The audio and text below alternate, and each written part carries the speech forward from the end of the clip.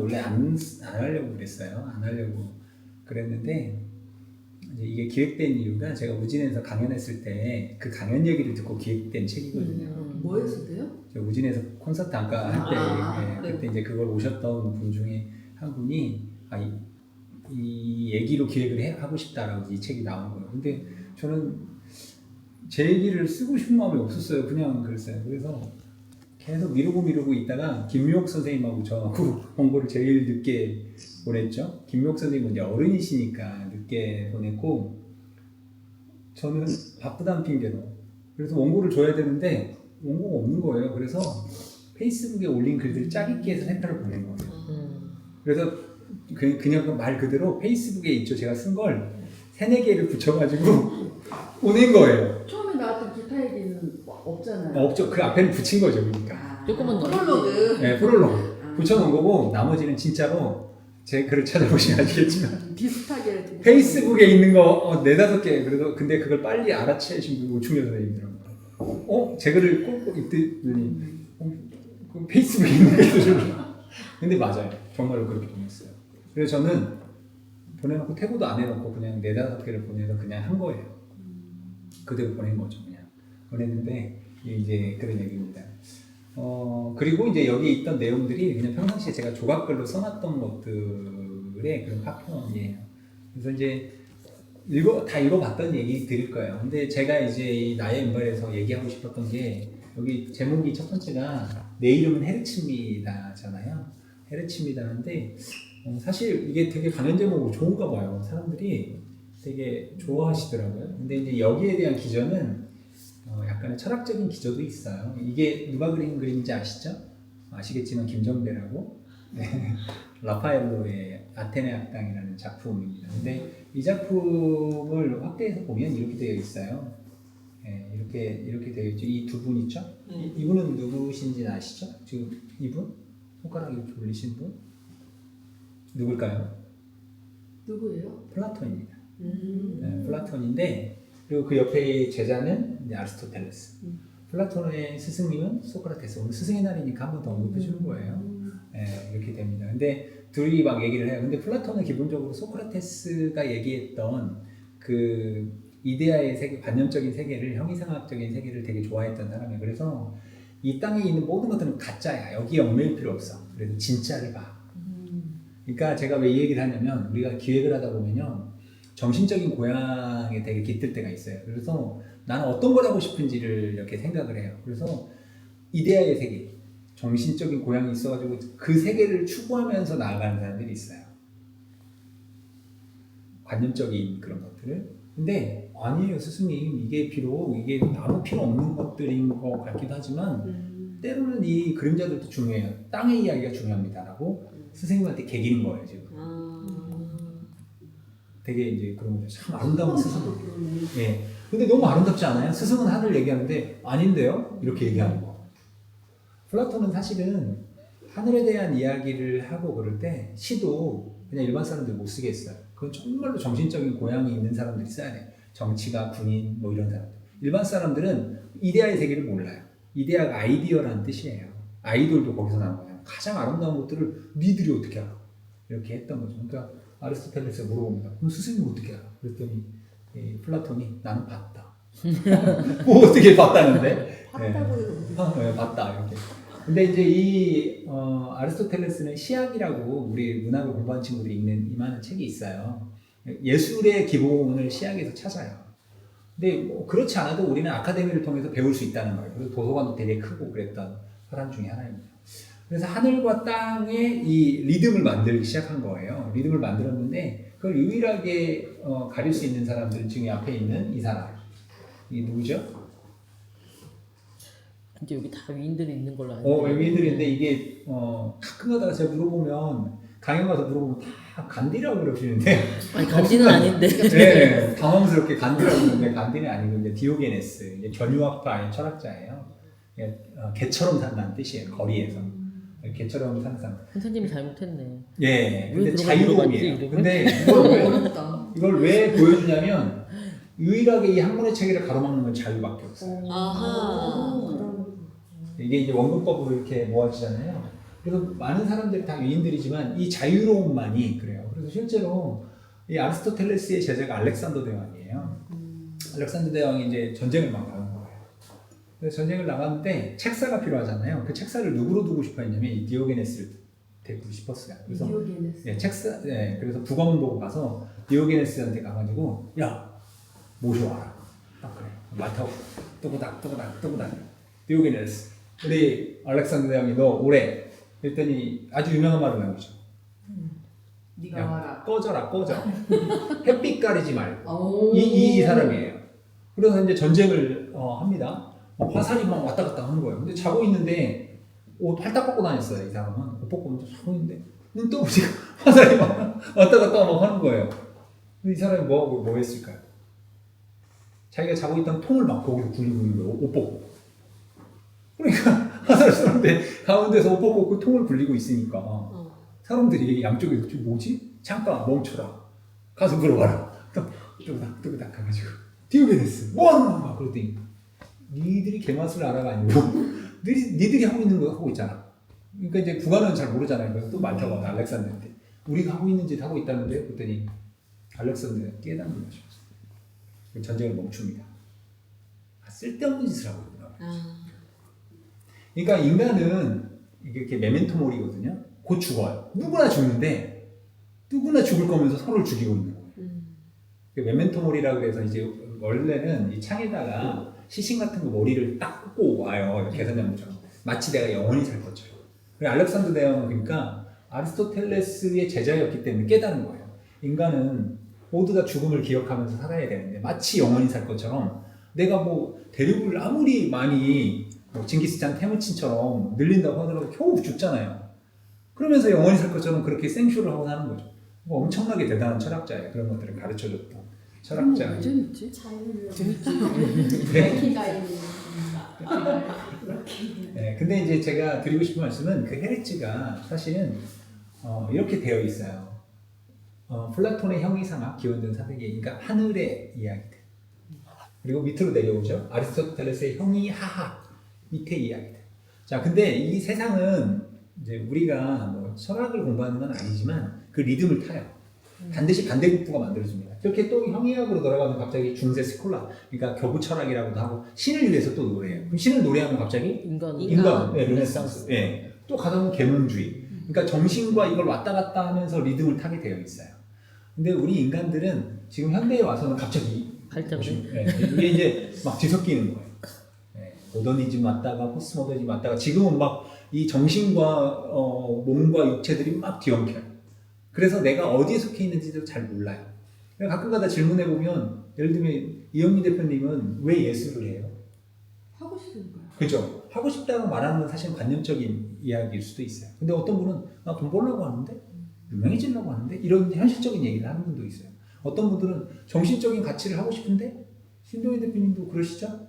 저는 그냥 제가 재밌어서 하죠. 예. 네. 그 재미있는 게 정신적인 가치예요. 그죠. 이런 분들이 아침마당 나오시는 거예요. 네? 막 뿔 빨리 뜯어먹으면서 섭외. 여기 그러는 거예요. 근데 어떤 분들은 정말 유명해지고 싶고 부자가 되려고요 하는 분들도 있어요. 그러니까 그런 것들이 지금은 인공지능이니까 그렇죠. 그러니까 내가 어디에 위치해 있는지는 잘 모르지만 사실은 그 리듬 안에 있는 거죠. 그래서 그 리듬 안에 있는데 그 리듬을 잘 따라가 보면 결국에는 인간은 성공하고 싶은 욕망이 기저에 깔려 있는 거예요. 어떤 식으로든. 그런데 여기 평범하여 찬란한 삶을 위한 찬사라고 되어 있는데요. 평범하고 그만하면 괜찮은 삶이란 헛된 야망의 실현이나 비겁한 타협이 아니라 타인을 다른 시선으로 바라보려는 노력이고 떠들썩한 성공 뒤에 숨어 있는 것들에 대해 관심을 가지려는 것이다. 그러니까 성공하고 있으면 사실 그 뒤에는 얼마나 많은 에피소드들과 이슈들이 있겠어요. 근데 그 뒤를 들여다보는 용기, 의지 이런 거라고 할 수가 있겠죠.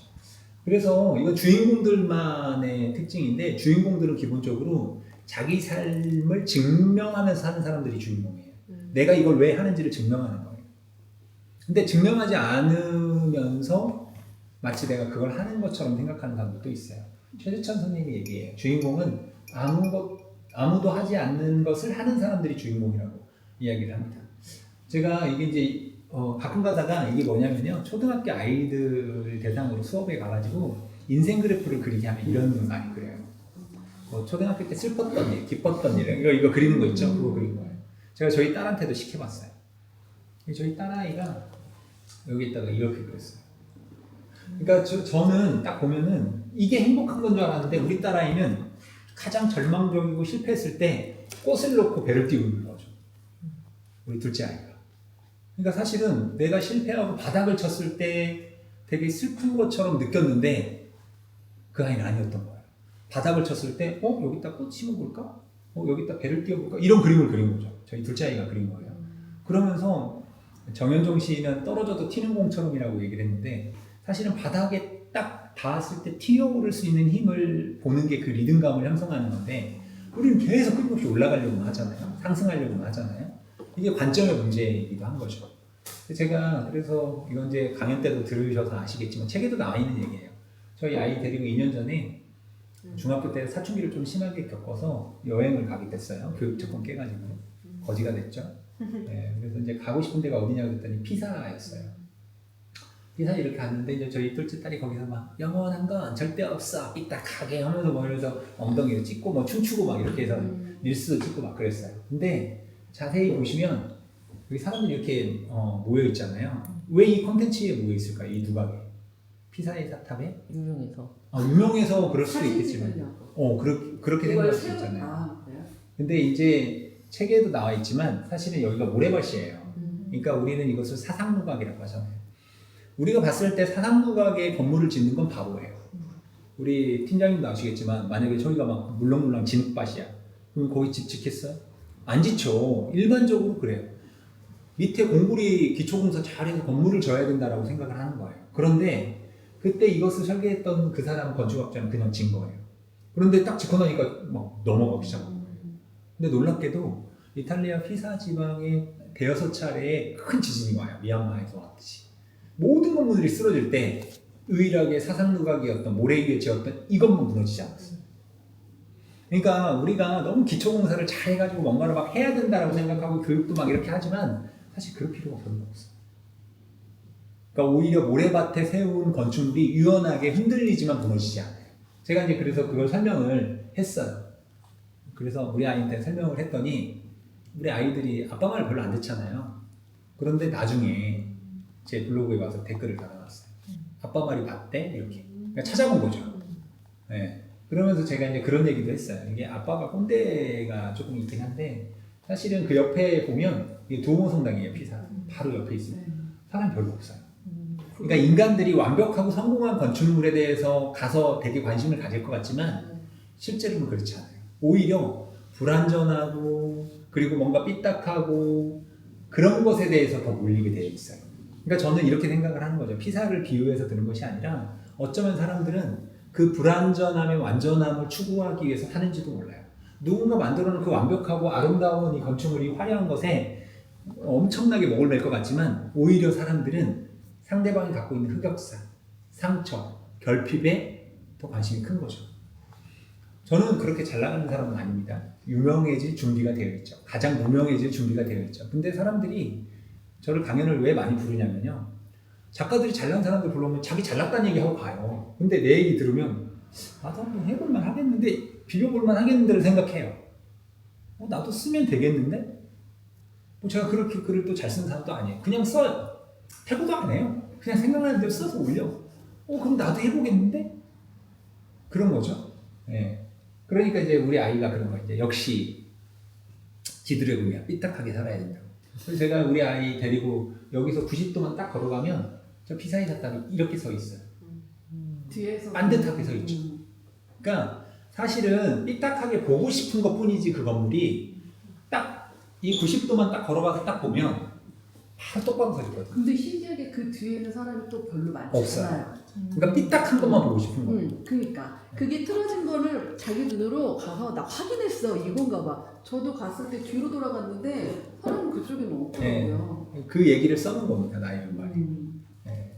그 근데 사람들이 오늘 하나 또 깨달았습니다. 뭘 깨달았습니까? 저 삐딱하게 유명해질 수 있었던 이유가 네. 유연함이었다. 그렇지 강한 사상감각의 네, 유연함이죠. 그 유연함이었다. 네. 그런 얘기들입니다. 그러니까 책 공부들 많이 해주세요. 네. 그래서 이제 삶의 리듬이라는 이게 시가 있어요.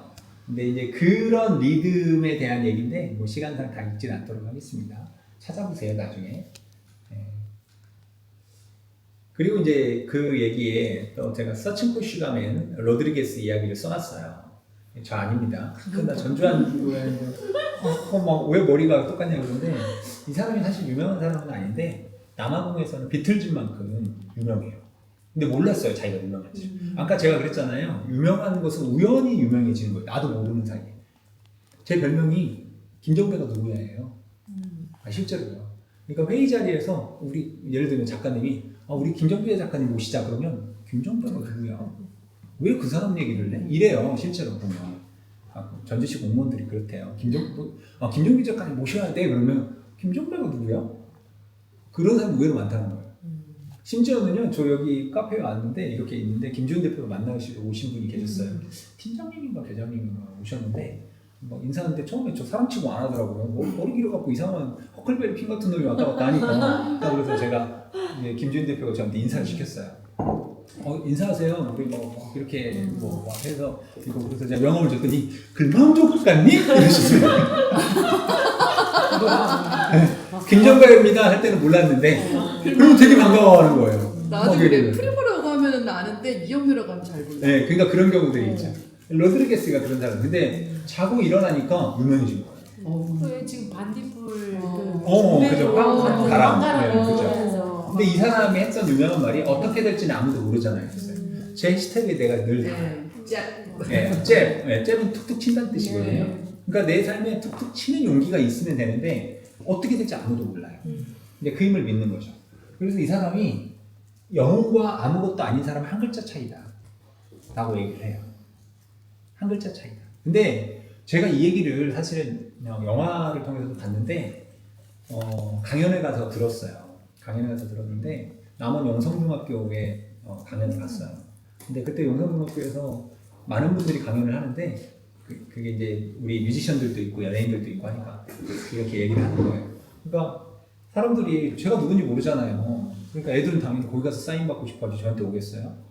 그래서 저는 이제 교수자로 간 거죠.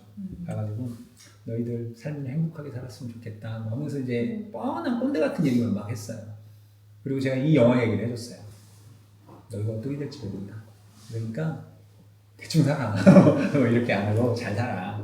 이렇게 얘기했죠. 근데 어떤 아이들이 거기 이제 일진들인가 봐요. 깻잎머리 한 애들이 딱 오더니 딱 껌씹은 애들한테 선생님 여자친구 있어요? 저만은 딸이 있는데 나한테 뭐 그러더라고요. 그래서 왜 어머니 소개시켜주게? 뭐 그렇게 얘기했어요. 그랬더니 저한테 갑자기 사인을 받겠다는 거예요. 그래서 사인을 했어요. 막 이러는 거예요. 그래서 왜? 그랬더니 저한테 선생님 어떻게 될지 모르잖아요. 뭐 이렇게 그러니까 제가 했던 걸 얘기 사실 비아냥거리면서 한 거죠. 근데 김정배의 가능성을 본 거지. 아이들이 그래. 근데 생각 있게. 근데 이게 되게 울림이 컸어요. 그 당시에 내가 다른 사람한테 그 얘기를 하면서 누군가가 나한테 그런 얘기를 한다라는 게 되게 신기했어요. 나는 그냥 영화 얘기를 한 건데 이 친구들은 막 그런 거예요. 그런데 이게 사실 여러 번 반복됐어요.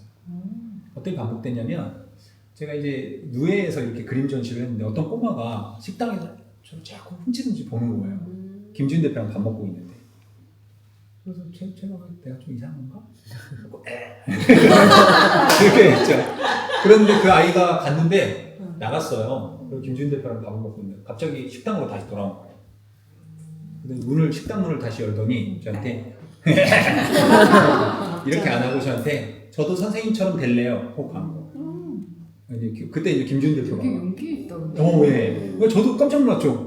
뭔데 지가 미용실 원장님 된다고 하는 거지? 뭐 이렇게 그랬던 거죠.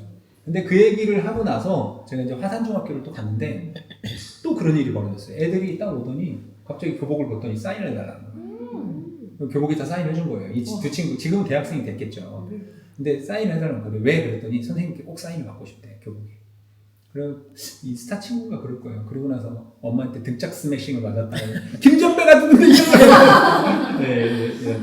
저때 웨이브가 참 자연스럽네요. 네. 아무튼 이 친구들은 그렇습니다. 그래서 근데 이런 경험들 많이 했어요. 제가 그러면서 용기가 생겼죠. 그러면서 제가 느꼈죠. 유명하지 않아도 되니까 그 여유로움을 잘 간직하고 살면 된다. 근데 이 여유로움의 얘기는 사실 김준욱 소설이 잘 나와 있어요. 유리방패.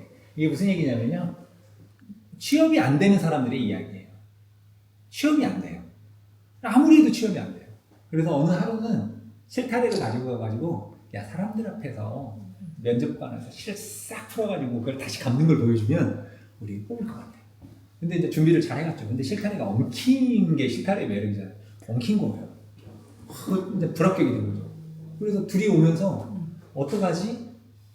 지하철에서 한번 풀어본 거예요. 너무 잘 풀리는 거예요. 지하철이고. 근데 하필 아까 제가 그랬죠. 운이라 그랬죠. 신문 기자가 딱 가다가 방송국 기자 그걸 본 거예요. 막 사진 찍는 거예요. 찍더니 당신들 뭡니까? 그때 우리 행위예술자들. 그리고 유명해진 거예요. 그래가지고 그 기사를 보고 회사에서 나를 떨어뜨렸던 회사에서 불러가지고 뭐라고 하냐면 면접관으로 모시겠다. 그러니까 뽑는 게 아니라 면접관으로. 그래가지고 졸지에 면접관이 된 거예요. 사람들을 뽑는 인사관리자가 된 거예요. 근데 이 친구들이 뭘 하냐면 사람들이 오면 갑자기 폭죽을 팍 터뜨려요. 자, 폭죽을 터뜨리면 어떻게 할까요? 깜짝 놀라겠죠, 보통? 그럼 탈락이에요. 그러면서 이 소설에는 뭐라고 써놨냐면, 자, 좀 전에 연락에 또 면접 맡아달라는 전화. 이게 이제 직업이 된 거예요. 벌써 몇 개짜냐? 이러다 우리 전문 면접관 되는 거 아니야? 그거 괜찮은데 전문가 우리 그거 하자. 그래 놓고 폭죽을 딱 터뜨렸어요. 그러면서 이렇게 써놨어요. 폭죽을 터뜨렸을 때 소리내어 웃는 친구에게 제일 높은 점수를 주었다. 긴장해서는 아무것도 할 수 없는 겁니다. 사실 되게 중요한 거예요. 우리가 엄청나게 생각해보면 긴장하고 있어요. 어깨에 힘 딱 들어가서 어깨가 뭉쳐가지고 뭔가를 할 때 질기질 못해. 오늘 발표 어떻게 하셨습니까? 부장님. 그래도 많이 안 들었어요. 맞아요. 즐겨야 돼요. 근데 그 여유를 보통 사람들이 느껴요. 그럼 그게 자신감으로 보이거든요. 얘네들은 즐기는구나. 이걸 무시할 수가 없어요. 그죠? 그걸 잘 보여주고 있는 것 중에 하나입니다. 네, 그래서 이제 저도 여유를 즐기기 시작했는데 200 시선은 그냥 넣었어요. 두보 200처럼 제가 신춘문예 200번 떨어진 얘기를 거기 쓴 거거든요. 네, 썼는데 사실은 그렇게 떨어졌지만 이제 아시는 분들은 아셔요. 제가 그렇다고 해서 이렇게 떨어졌는데 이상하게 항상 메인의 자리에 갔어요. 왜 갔냐면 2010년도에 문화일보 신춘문예 시상식 때 제가 갔고 여기 한강 작가 있죠? 네, 우리 한강 작가님이 제 어깨 여기 또 손 얹었어요. 엘리베이터 같이 타면서 박범일 선생님, 정원 선생님, 황경수 선생님 다 있잖아요. 김희택 시인 다 있죠. 근데 이제 제 표정이 별로 안 좋은 이유가 저도 막 시인이 돼야 되는데 저희 아내가 돼가지고 대신 가서 상 받은 거예요. 들어주는 거야 지금? 네, 들어준 거예요. 그래서 여기 보면 남편이 알죠?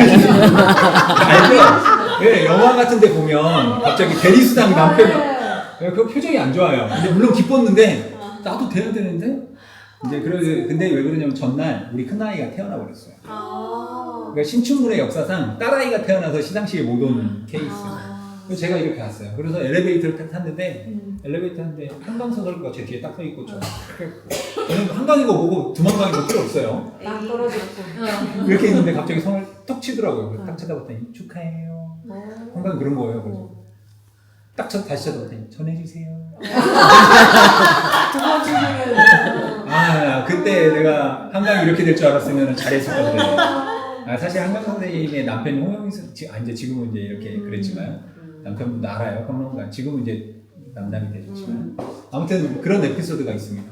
근데 잘 안 되잖아요. 근데 제가 작가가 되려고 되게 노력을 많이 했어요. 근데 어느 날 그만두기로 했습니다. 왜 그러냐면 사실 이제 신춘문예 200번을 보내려면 온라인으로 이렇게 하는 것이 아니고 오프라인으로 붙여야 되거든요. 그러니까 200번의 우체국을 가야 된다는 얘기예요. 근데 그걸 누가 했냐면 저희 아내가 했어요. 네, 막 이렇게. 그래서 사실 그 영수증 200장이 있는데 그 실패박람회 때 우리 이재원 대표님이 가져갔는데 갖다 주신다고 그러는데 안 갖다 원래 전시한다고 그랬거든요. 영수증을. 근데 어디로 갔는지 모르겠어요. 아무튼 다시 찾아와야 되는데 아무튼 그랬습니다. 그러면서 어느 날인가 일요일 날 아침 전화가 왔어요. 저희 후배가 대학 후배가 전화 딱 한 거예요. 근데 그 친구 유명한 시인이에요. 저한테 갑자기 선생님 투고하셨어요? 그래서 이제 아침에 8시 반에 전화 와가지고 그런 전화하고 그러잖아요. 오랜만에 전화 이렇게 얘기했죠. 그랬더니 제가 본심 올렸어요. 본심? 본심을. 예심을 걸치고 본심을 하는 거예요. 그리고 이제 원래 이제 젊은 작가들이 올리면 이제 황동규 선생님, 정우선 선생님 이런 분들이 이제 본심을 하는 거예요. 그러니까 순간 아싸 이게 아니라 내가 기분이 뭐지? 기분 나쁘. 쉽게 말하면 기분이 더러웠던 거예요. 그러지. 아니 내가 왜 사람들한테 이 뭐지? 그래서 이제 그만해야겠다. 내가 왜 세상에 글 쓰는 거 열심히 글을 쓰는 사람들이 작가인 건데 왜 그렇게 살아야지? 그래서 이제 그때부터 마음을 고쳐먹고 관점을 바뀐 거죠. 그러면서 시 못 써도 괜찮으니까 그림만 그릴 거예요. 그래서 이제 왼손 그림 여기 이제 시라는 글자가 있잖아요, 손에. 그래서 이 시를 쓰는 마음으로 왼손 그림을 그려봐요. 진짜 십자 같다. 네. 진짜예요. 내 삶이 곧 예술입니다. 그 얘기가 여기서 나온 거예요. 사실 이건 이제 한민복 시에 있는 15절에도 있어요. 근데 삶이 곧 예술이지. 시 쓰는 마음으로 그림 그리면 되지. 그리고 가장 그리운 것들을 하면 되는 거 아니야? 그래서 여기 지금 한변미술관도 그래서 글, 그림, 그리움이 같은 어원이라고 상정하고 내가 세상에서 가장 그리운 것들을 하면 되는 게 시고 그림이고 그리움이겠지? 라고 이렇게 한 거죠. 여기는 이제 이연배 선생님이에요. 가야원기 하시는 진안에서 유명하신 분이죠. 네, 근데 이제 제가 찾아뵀을 때 저희 이제 마을에서 얼마 멀지 않아요. 그래서 이연배 선생님 저한테 우리 김정배 선생님은 그림 그리는 사람이니까 한번 그림을 한번 그려보래요. 그래서 가야토기에 제가 왼손 그림 이렇게 딱 그렸더니 너무 좋아하시는 거예요. 이분은 아주 유명하신 분이잖아요. 근데 왜 좋아하냐면 작가들을 데려다가 이거 문의를 새기라고 했더니 너무 잘하는데 마음에 안 들었다. 가야 시대 때는 자기들의 문의를 저렇게 자유롭고 아이답게 했을 텐데 막 세밀하게 그렇게 해가지고 막 정교하게 하는 게 안 마땅한 거예요. 그러면서 이걸 보시고 너무 좋아했어요. 제가 왼손으로 저 그린 거예요, 딱. 그래서 너무 좋아하시면서 맞아, 옛날 사람들은 이랬을 거야. 그냥 내가 그리고 싶었던 거 그렸겠지 해서 이제 그리고 있는 장면입니다. 바람의 원의 신곡이 대사에 그대로 나와있죠. 그린다는 것은 그림을 말하는 것이 아니지. 그리움이 그림이 되기도 하고 혹은 그림이 그리움을 낳기도 하지 않는지요. 뭐 이렇게 얘기하죠. 그러니까 세상의 모든 예술계는 사실은 그리움을 향하는 거죠. 만약에 우리가 동굴 벽화에 가가지고 소를 그리고 염소를 그렸다는 얘기는 이걸 잡고 싶어 한다는 얘기는 이걸 그리워하니까 그리는 거예요. 내가 사랑하는 사람이 그립다면 사랑하는 사람 얼굴을 그리겠죠. 그리고 양 한 마리를 잡고 싶다면 양을 그리겠죠. 네, 그런 거. 그래서 그때부터 내가 그림은 못 배웠지만 그리운 것들을 그려야겠다라고 해서 그린 그림이 이게 첫 번째 그림이에요. 처음은 다 그래라는 이게 첫 그림이에요. 왼손으로 그리는 거. 우리가 어색하니까 어떻게 그려야 될지를 몰라요. 그리고 신호등에서 막 나무 이렇게 있는 것도 그렇고. 그래서 제가 첫 전시회를 이렇게 하게 됐는데 어른들이 오시더니 뒷짐지시고 가시면서 초등학교 전시회예요? 그러면서 뭐라고 하냐면 저건 나도 하겠다 라고 해요. 나도 하겠다 야 하면서 다 가시더라고요. 제가 작가인지고. 그런데 제가 어느 신문에 썼던 얘기인데 저건 나도 하겠다라고 누구나 말하지만 그 누구도 하지 않는 게 바로 예술이다. 그걸 하는 사람들이 예술이라는 거죠. 나도 하겠다라고 말하지만 안 해요, 사람들은. 그걸 해야 돼요. 그게 예술이라는 거죠. 그래서 그렇게 그림을 그리고 했던 것이 아까 여기 이 책으로 나온 거예요. 그러니까 막 이걸 뭐 책을 내야지가 아니라 그냥 매일매일의 기록으로 만들어서 낸 거예요. 사실 나의 왼발도 마찬가지잖아요. 그냥 페이스북에 썼던 것을 모아서 낸 거예요. 저는 작가들처럼 원고 청탁을 막 받아갖고 뭔가 이게 아니라 그냥 했던 걸 낸 거예요. 그러니까 저는 좀 달라요. 다른 분들은 청탁을 받아갖고 그걸 막 이렇게 하는데 그게 아니라 그냥 떼고 모아서 내면 되지라고 생각했던 거죠. 그렇게 모았던 그림들이 이런 그림이죠. 제가 했던 그림들. 이제 나이바트라고 하죠. 배우지 않고 그린 그림들이죠. 못 배운 그림이에요. 막 그리고 있는 겁니다. 근데 이 소문을 듣고 사실은 그림 그리는지 모르고 시만 쓰는 줄 알고 실패박람회에서 너무 이쁘다. 이제 병원에 전시회 하시려고요?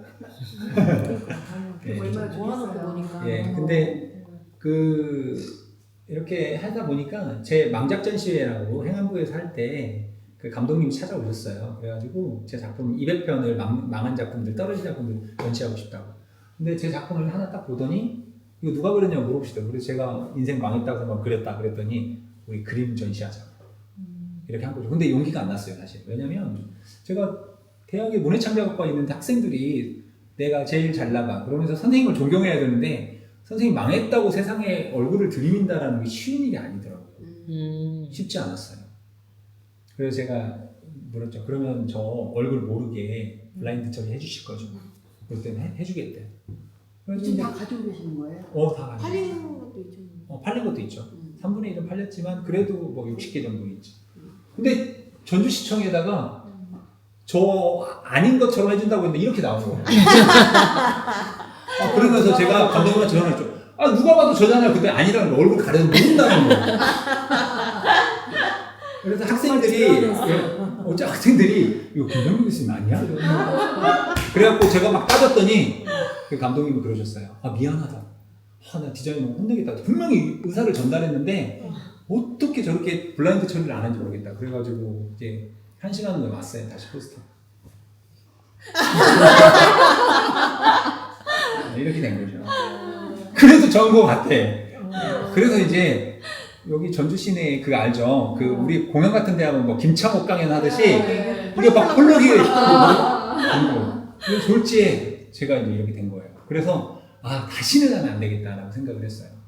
갑자기 그거 하고 싶어졌어. 이거 찍어가지고 요즘에는 예. AI 나오잖아요. 예. 그 시절만 동그라미에서 지우면 어떻게 생각할지 갑자기 그래서 이제 이게 돼서 이제 사람들한테 그랬죠. 그런데 의외로 이제 전시를 이때 최정 작가님도 만난 거예요. 최정 작가님이 제 전시에 망작 전시에 온 거죠. 그러면서 이게 뭐 망한 거야. 뭐 하면서 이제 이렇게 해가지고 연이 간 거죠. 근데 이렇게 했는데 사람들 반응이 좋은 거예요. 뭔가를 하는 것은 아름다운 거구나. 실패는 아름다운 거구나. 이렇게 된 거죠. 그래서 이제 저는 이걸로 끝난 줄 알았죠. 제가 아까 운이라고 얘기했잖아요. 근데 놀랍게도 서울에서 갑자기 대한민국 전체 모이는 실패박람회에 3명의 예술가를 뽑아야 된대요. 그러니까 전국적으로 이걸 했거든요. 전국적으로 다 했는데. 근데 제가 됐어요. 그 전국 생각이 예. 그래서 이회수 선생님, 그 다음에 김상혁 씨. 이렇게 해가지고 서울 광화문으로 가게 됩니다. 그리고 광화문 광장에서 제가 쓴 망작 떨어졌던 시도 낭송하고, 이제 공연도 하고, 제 그림도 전시하게 됩니다. 그러니까 제 망작전 이게 서울시청 있는 옆에 저만을 위한 부스를 이렇게 만들어줘서 전시를 하게 된 거죠. 그래서 이제 그 무대에 올라가가지고 광화문 아시잖아요? 거기 이제 세종대왕 있고 한데 저를 위한 스테이지가 딱 나와가지고 제가 여러분 저는 실패했습니다 이거 하는 거예요. 얘기를 하는데 이제 그날 하필이면 태극기 집회가 있어가지고 5만 명이 제 방송을 듣게 되는. 네, 그렇죠. 근데 그죠, 정말 운이죠. 근데 제가 만약에 그림을 그리지 않았다면 준비가 되어 있지 않았다면 안 되는 얘기잖아요. 그냥 저는 이렇게 될지 모르고 한 거죠. 네, 이렇게 될지 모르고 했던 거고 또 하나는 이건 지난 얘기인데요. 이 그림을 이렇게 보고 나서 이걸 다 사고 싶다고 하신 분이 계셨어요. 근데 그 당시에 제가 네이버에 감성 충전에 몇 개 그림이 소개가 됐어요. 근데 그때 7만 원, 8만 원을 팔았던 것이 값어치가 실패 박람회에 올라가지고 30만 원이 된 거예요. 근데 제가 몇 개 그랬다 그랬죠? 100일 동안 100개를 그렸어요. 그럼 얼마예요? 700만 원? 아니 올랐다고 그랬지. 죄송해요. 올랐다고 그랬어. 30만 원씩 100개니까 3천. 3천 원이잖아요. 3천 원. 네, 머릿속 계산하고 있어. 그래서 제가 고민을 했는데 이용석 교수님께 물어봤어요. 좀 팔아야 되거든. 팔지 말라. 더 같이. 지금은 이제 80만 원이죠. 80만 원씩 됐죠. 그래서 이제 팔기도 하고 이렇게 하는데 지금은 근데 이제 저만 잘 먹고 잘 사는 게 아니라 제가 세이브 더 칠드런 아이들을 위해서 이 그림 기부해서 이제 그걸 또 환원하는 작업도 하고 막 하고 있는 거죠. 그래서 이제 그 작업들을 이렇게 했어요. 근데 사실 누가 서울 광화문에 이렇게 전시를 해주겠어요. 그래서 이제 지금은 자꾸 하셨지만 이혜수 선생님이 여기 네이분입니다. 저 낭송할 때 옆에서 뒤에서 기타 쳤던 이혜수 선생님이 했던 얘기 중에 저한테 김정필 선생님 왜 왔는고 이제 대기실에서 앉아 있으면 그 얘기를 한 거예요. 그래서 제가 이런 얘기 했더니 참 독특하시다고 이렇게 하면서 사실 놀러 오라 그랬는데 바로 돌아가셔가지고 근데 이때 이혜수 선생님은 이제 졸혼하셔가지고 실신 먹고 그래가지고 여기 오셨는데 같이 근데 자기 목소리를 가져야 된다는 얘기를 되게 많이 강조를 하셨어요. 그때 얘기들입니다. 사실 이혜수 선생님의 맥락과 저하고 같은 그런 측면이 있는 거죠. 그래서 뭐 실패에 대한 얘기를 갖고 있습니다. 또 하나는 저렇게 두 번째 얘기예요. 오늘 처음 원고 청탁을 받았습니다. 근데 사실 그랬다고 해서 사람들이 그림 전시회는 제가 10번의 개인전을 하게 되는데 여기서도 하고 막 그랬잖아요. 곳곳에서 전시를 하게 돼요. 제가 화가로서 갑자기 작가가 아니에요. 화가로서 유명해진 거예요. 작가로서는 아무도 원고 청탁을 안 해요. 그래서 고민을 했어요. 난 뭐 하면 좋지? 그러다가 처음으로 원고 청탁을 받고 싶은 거예요. 근데 아무도 원고 청탁을 안 하니 내가 나한테 하지 마. 그래서 네이버에서 다음으로 제가 원고 청탁을 보낸 거예요. 처음으로. 네, 그래서 이제 길게 안 쓰고 500자에서 800자. 제 글이 짧아요. 그래서 매일매일 이렇게 1년 동안 딱 100개만 쓰자. 그래서 한 거예요. 근데 누가 보겠습니까? 안 보죠. 사실 저는 공개했어요. 왜냐면 약속을 못 지킬까 봐. 사람들이 볼 것 같지만 관심 없어요. 사실 되게 관심이 없습니다. 근데 아무도 안 본다라고 생각하지만 내가 보잖아요. 내가. 그래서 저는 이제 1년 동안 100개의 글을 이렇게 써서 카테고리로 딱 해서 썼어요. 뭐 수진 작가는 매일 읽어서 아시겠지만 네, 저도 저 청탁서를 보고 예. 잠깐만 뭘 잘못 봤나? 왜냐면 이제 지금 예. 보낸 사람이랑 이게 예, 저기니까 같으니까. 아 그래 그런데 이런. 제가 이렇게 하고 나서 이제 1년 동안 100개의 글을 딱 쓰고 났을 때 여기 어머니들하고 여기서 그림 수업하고 있었어요. 글 수업이 아니었어요. 근데 어머니들이 축하한다고 우리가 피자는 못 시키지만 전 부쳐가지고 축하해주고 이건 레이가 형님 이제 아는 사람이죠. 기타 치는 레이가 형님 100편의 글 원고 청탁 마감한 거 축하해요. 꽂아준 거예요. 근데 별로 슬퍼 보이죠? 네, 그렇게 돼. 아무도 알아주진 않지만 그렇게 했어요. 근데 되게 재미난 일이 벌어졌는 게 뭐냐면 브런치를 딱 봤는데 이런 글이 이렇게 있는 거예요. 근데 글을 읽었는데 재밌는 거예요. 구름 구독에 대한 구독에 대한 얘기가 있잖아요. 그래서 구름 구독한 지 1년이 됐다 막 하는데 너무 재밌는 거예요, 저게. 그래서 야, 참 요즘 글 잘 쓰는 사람도 많아. 어떻게 그러지? 근데 거기에 출처가 레퍼런스가 제 건 거예요. 그러니까 제 걸 어떤 분이 읽고 이렇게 글을 쓴 사람이 있어요. 근데 제 건지도 모르고 봤는데 제 건 거예요. 제가 썼던 글을 가져다가 이분이 브런치에 소개를 한 거예요. 이분 참 재밌는 분이라고. 그러면서 제가 문득 드는 생각이 아, 누군가를 읽고 있구나. 내 글을 읽고 있구나.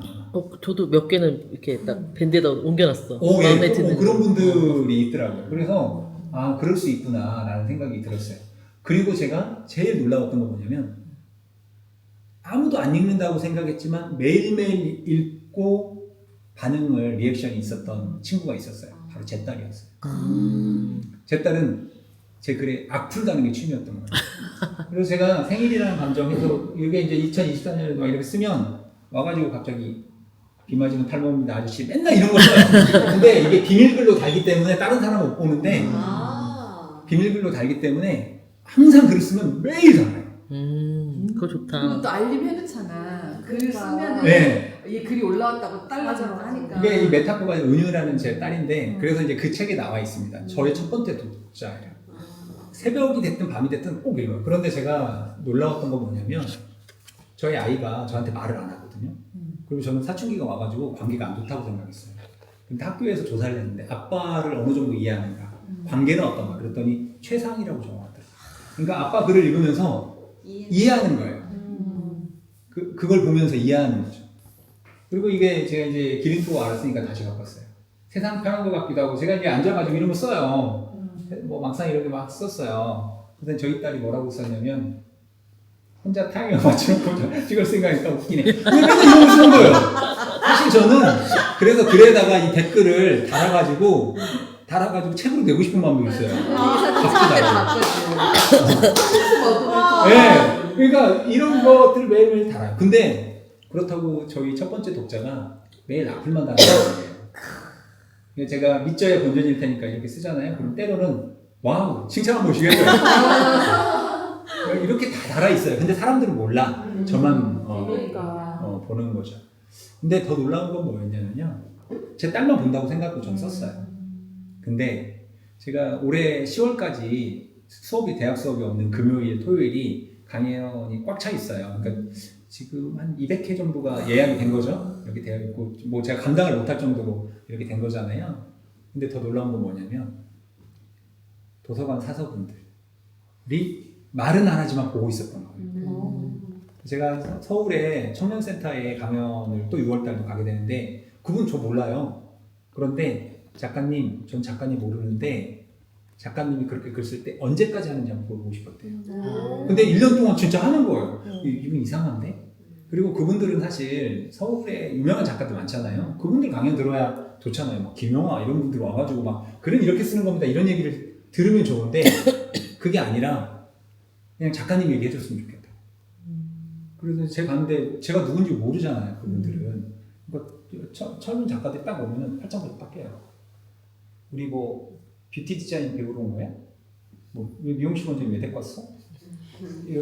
이런 거죠, 분위기가. 왜냐면 그분들은 좀 이름 알만한 작가분들한테 배워서 글을 쓰고 싶은 거잖아요. 근데 그게 아니라 맨날 이런 걸 하니까 근데 이분들이 점점 이렇게 풀려요.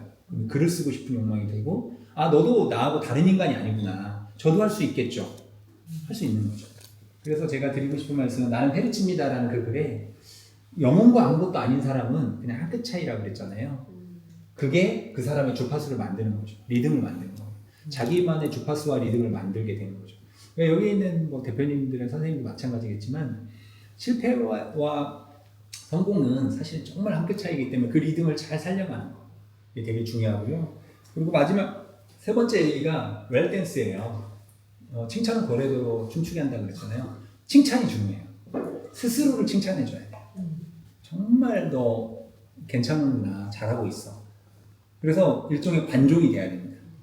근데 이 관종되기가 쉽지 않아요. 왜냐하면 사실 조선시대 때의 관종이 장영실이잖아요. 근데 우리는 그 관종을 되게 나쁜 식으로만 생각하는데 그렇지 않아요. 세상이 나를 알아주는 것이 그런 관종이 아니라 내가 나를 알아줄 수 있도록 칭찬해주고 관종이 돼야 돼요. 너무 자기의 나르시시즘에 빠지라는 게 아니라 그래 나는 할 수 있어. 좋은 사람이야 라고 생각을 하는 거죠. 그런데 제 그 세 번째 글이 그 얘기예요. 세 번째 글에 고래 반응에 대한 글을 써놓은 거예요. 웰댄스에 대한 썼는데 파리올림픽을 구경하고 있었어요. 근데 딱 실패를 한 거예요. 이 사람이. 딱 실패를 했는데 말 지맘대로 막 뛰고 다니잖아요. 그러잖아요. 근데 말의 특징이 뭐냐면 20분 전에 말이 발전받아요. 이 선수들은. 네. 그러니까 내 말을 타는 게 아니고 20분 전에 그러니까 적군의 말을 빼앗아서 타라는 게 이게 승마 5종 근대 5종 경기의 특징이에요. 그러니까 어떤 발이 배정될지 몰라요. 그러니까 교감이 잘 돼야 되는데 안 되잖아요. 그리고 20분 만에 길을 못 들여요. 그래서 그걸 타는 거예요. 잘못 걸리면 진짜 이번 생 망한 거죠. 그런데 딱 떨어진 거예요, 이 친구가. 그런데 저 같으면 아 이번 생 망했네. 파리와까지 와가지고 뭐야 파리 목숨? 뭐 이렇게 될 것 같은데 이 친구가 어떻게 하냐면 성 누구예요? 근데 이 친구가 어떻게 하냐면 갑자기 말에게 딱 오더니 쓰다듬어 주는 거예요. 말을. 그래서 저는 그게 신기했거든요. 그래서 제가 물어봤어요. 왜 떨어졌으면 발로 까거나 주먹으로 탁 쳐야지 왜 말을 저렇게 칭찬을 하는지 모르겠다. 쓰다듬는지 모르겠다. 그랬더니 제 아내가 그런 거예요. 승마는 이렇게 근대 5종 경기는 떨어져도 말을 칭찬하지 않으면 마이너스 10점이라는 거예요. 그게 점수에 있는 거예요. 그래서 아무리 말이 잘못하더라도 말을 칭찬하지 않으면 마이너스 10점. 그게 칭찬 점수가 있는 거예요. 처음 알았어요. 올림픽 경기에 칭찬 점수가 있다는 거. 너무 크게 와닿았어요. 내가 한 마리의 내 삶에 내 몸은 내 마음은 말이잖아요. 근데 내가 한 번도 칭찬해 본 적이 없어요. 못한다고 생각.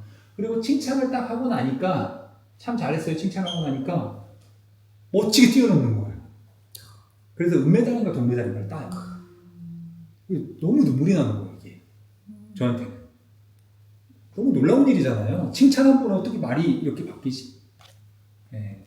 그래서 저는 여기 계신 우리 대표님과 선생님들이 하루에 한 번씩 내가 타고 다니는 내 마음의 말에 칭찬을 한 번씩 얹어줘야 된다는 생각이 듭니다. 그래서 이제 그 세 가지 이야기를 다 드렸어요. 아우구스티누스가 고백록에 이런 얘기를 했죠. 미래는 오직 기대로서만, 과거는 기억으로서만 현존하며 기대와 기억은 현재에서 발생하기 때문이다라는 유명한 말을 했죠.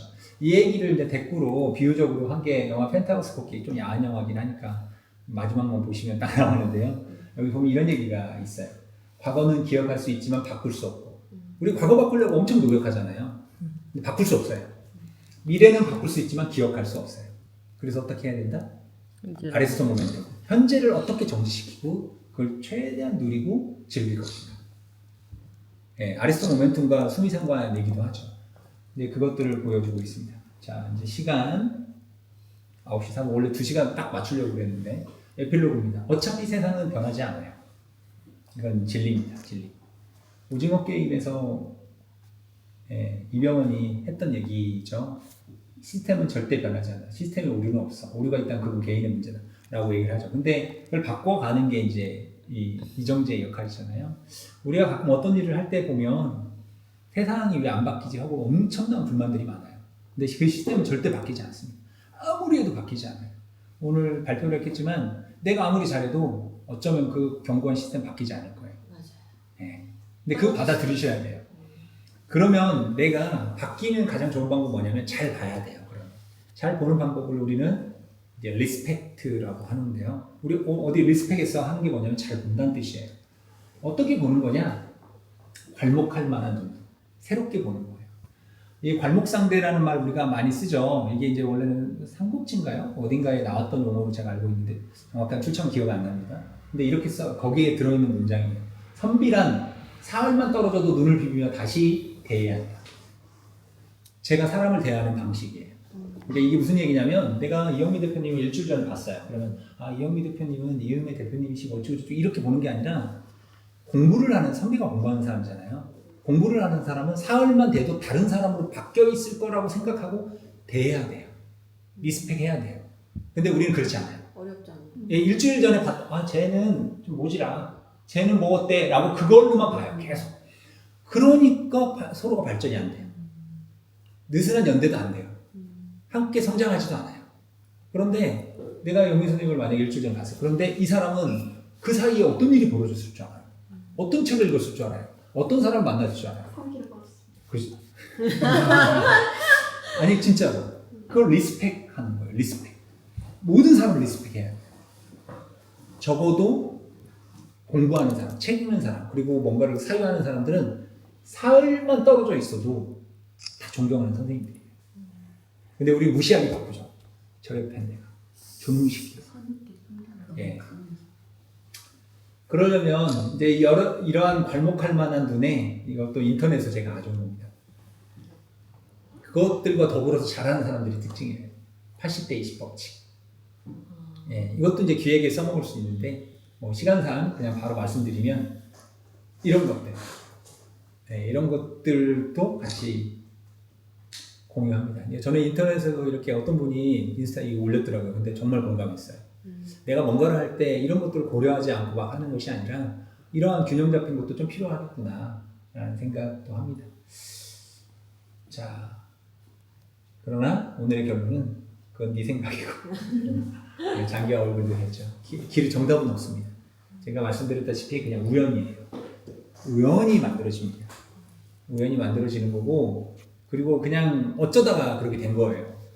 제가 아무리 막 여기 앞에서 멋진 척 얘기하고 뭐라고 했지만 사실 정답 아니에요. 사람에 따라 다르고 상황에 따라 달라요. 그래서 만약에 유일하게 정답이 있다라고 생각한다면 길을 잃어보는 것 같아요. 그러니까 다른 사람들이 만들어 놓은 길이 아니라 그냥 내가 어느 공간에 가서 길을 잃어보는 거 그런 용기들 이런 것들이 필요하지 않을까라는 생각을 갖게 됩니다.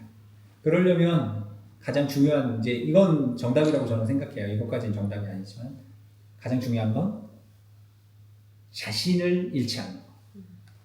그래서 여기 델포이 성당에 그 신전에 있는 것 중에 하나인데요. 그노이 세아우터 이게 너 자신을 알라라는 거예요. 근데 제가 참 재밌는 게 몽강대학교 개교기념일 신문에 이 칼럼을 썼어요. 너 정말 자신이 있어? 라고 썼어요. 근데 제가 눈이 안 보이나 봐요. 질 자신이 없다라고 써야 되는데 질 자신이 있다라고 쓴 거예요. 희한하게 안 보인 거예요. 맞춤법이. 아무튼 이게 이제 딱 핑치면서 안 보이더라고. 막 오타가 났는데 그냥 싫었어 또 그놈은. 또 물어봐야 되잖아요. 뭐가 이상하면 맥락이. 근데 그냥 싫더라고. 결국 왜 그냥 싫었냐니까 학생이 교수님이 다 뜻이 있는 거 같아. 뭔 생각이 있겠지. 야 씨, 뜻이 있어. 나도 너하고 똑같지. 그렇겠지. 근데 원광대학교에 그 학생회관 앞에 보면 비석이 세워져 있어요. 거기 너 자신을 알라라고 써 있거든요. 중요한 건 뭐냐면 문화예술 기획에서 가장 중요한 것은 아무리 아이디어가 좋아도 내가 자신이 없으면 안 돼요. 내가 없으면 안 돼요. 그러니까 자신 있어? 라고 물었을 때 그 어떤 사람이 얘기하잖아요. 오셨어요. 듣고 가서 발표했으면 저 왜? 자신 있어? 막 하나나요. 그 부승찬 의원 자신 있어? 자신 있어? 이거 진짜 유행이잖아요. 자신 있어야 돼요. 근데 자신이 없어. 내가 없는데 무슨 문화기획이 되겠어요? 못 먹어도 굳이. 그렇죠. 이걸 듣고 갔어요. 그래서 자기 삶을 자각하고 능동적으로 선택하는 사람들은 늘 자신이 있어요. 내가 있는 거예요, 내가. 그래서 저희는 자신이 있습니다 라고 얘기하죠.